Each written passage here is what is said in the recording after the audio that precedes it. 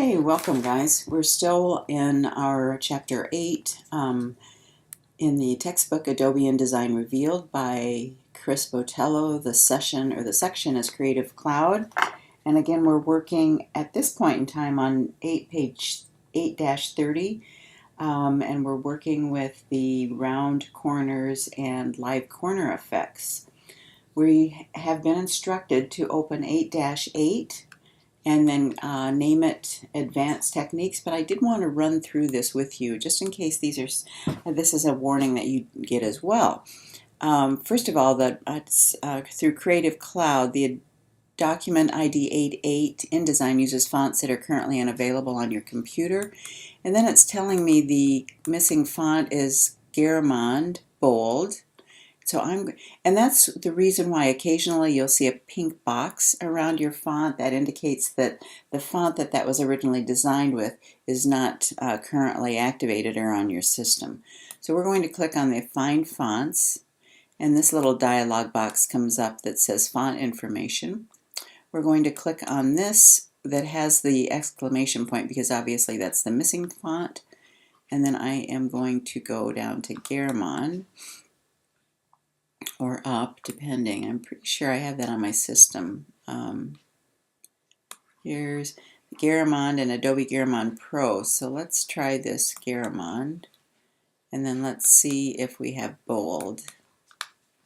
And then I'm just going to, and it does not say it's an OTF font, but I believe this substitution will be fine. And then we're going to say change all, and then we're going to say done. And then the other message that I got was that my links are missing. So I'm going to pull this over and show you what happens. This question mark indicates that it doesn't know where my link is. It says it's missing. Double click to relink. And on my system, and this is mine, not necessarily anything to do with yours, if I double click, that does not work. So I'm going to go down here and say relink. And I'm going to do Option or Alt. If you're on a PC, click to relink all of the missing links.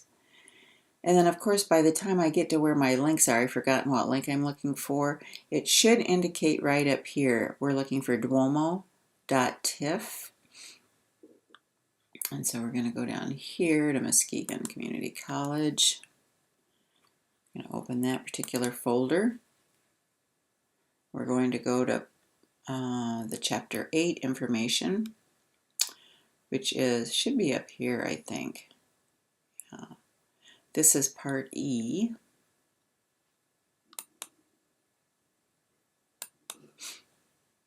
This is Part F. Part G. We'll see if it's in here in Florence, because I happen to know that Duomo is in Florence.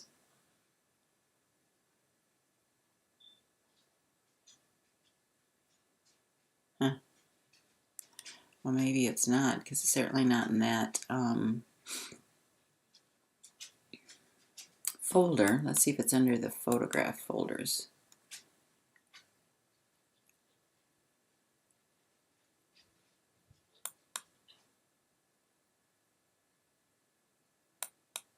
Or the photography folders. Whoa! Is that Part E? Geez Louise.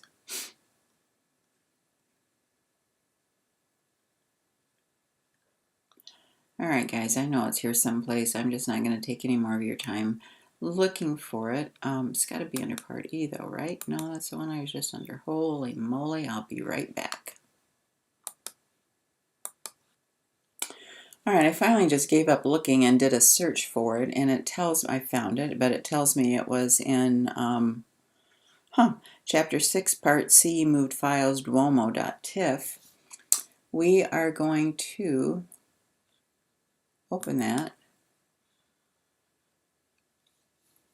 and search this relink directory and found and linked 2 missing links, and so I'm going to click OK. And this time we're looking for Greek text. And instead of going through that, I'm just going to go up here, and I'm going to type in Greek.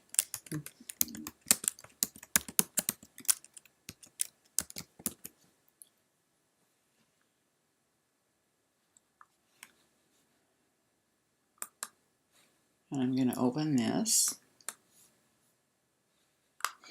And then I'm looking for the woman in window. They seem to be in a different file, but they seem also to be working. So woman in window.tiff.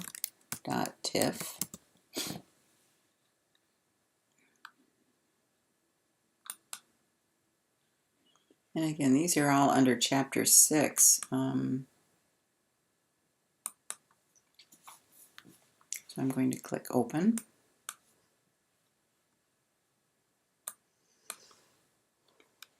Now we're looking for bus stop. You see the process. So instead of having you hang around while I'm placing all of these, I'm just going to put you on pause and get them all relinked, and then I'll be back to actually go through the exercise. Sorry about this. All right, guys, I'm back, and we've relinked the remainder of those images. And so we are going to go on and do a file and save as. This is called Advanced Techniques.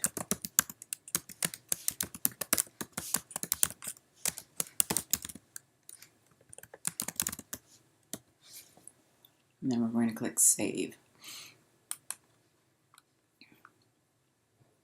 And then on page 1, we're going to get the selection tool. We're going to select the green frame behind the title, Corniglia. And then we're going to click the yellow square on the frame.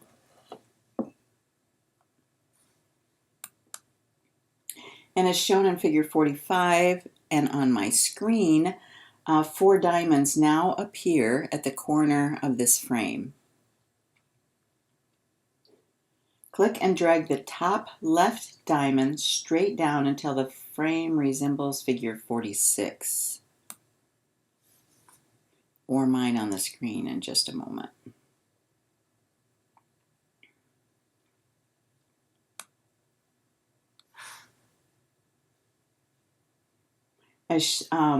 When you click and drag a diamond, all 4 corners are transformed simultaneously. Now that's nice to know, and this is something that I'd forgotten, I guess, because this is quite often I will select the anchor points on each one of these corners to try to reconfigure. Much easier way this is. So now we're going to press and hold Shift, and then we're going to drag the lower left diamond straight down.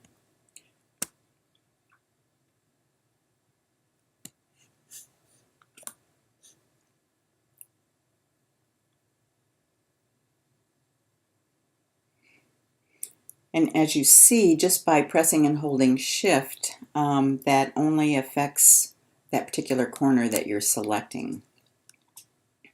Then we're going to press and hold Shift again and drag the upper right diamond straight up.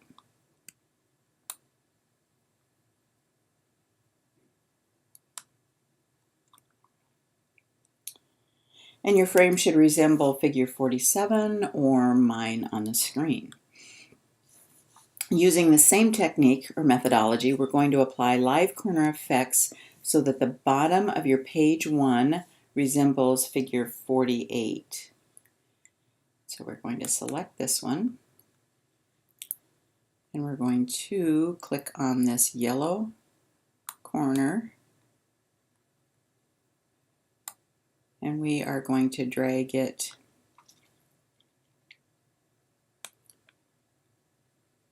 we want to do that again so we get the diamonds. Then we're going to click on this, and we're going to drag it straight up in.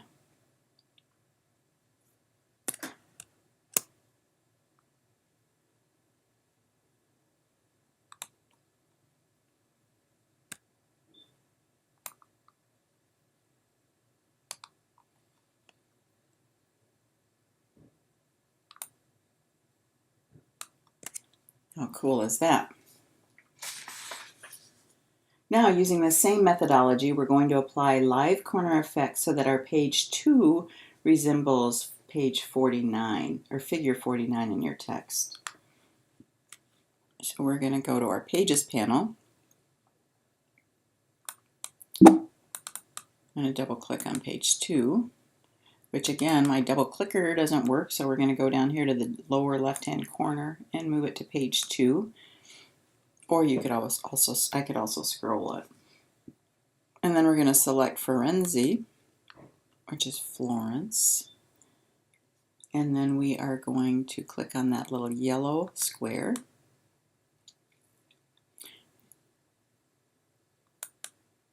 Get our 4 diamonds. And then we just want one corner impacted here. So we're going to hold down our Shift and pull this up.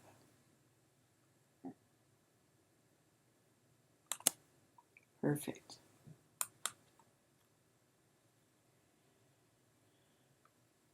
All right, and then the bottom, we again want to select the bottom.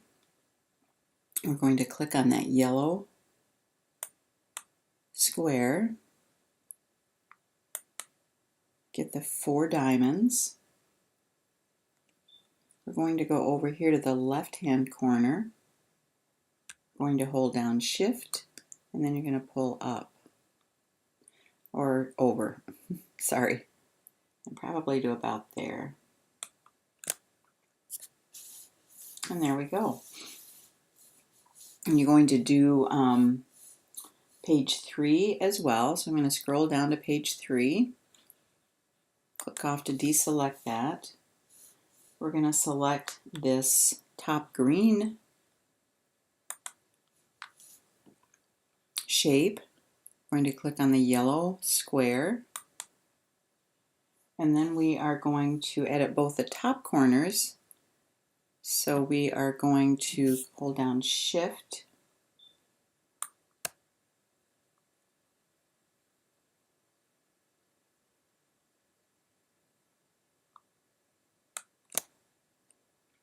I'm going to Command Z that because I was mistakenly moving both 2 corners. So I want to hold down Shift first, click, and drag this over. And then I'm going to come over here, hold down Shift first, click, and drag this over.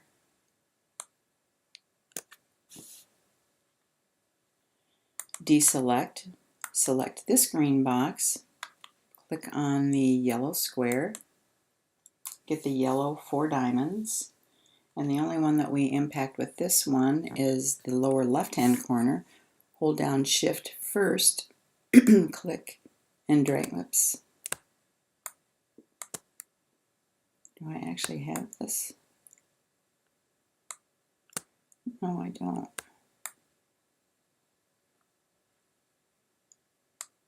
There. Drag up. And there you go. The next one we're going to do is cycle through the live corner effects, and I will be back in just a moment.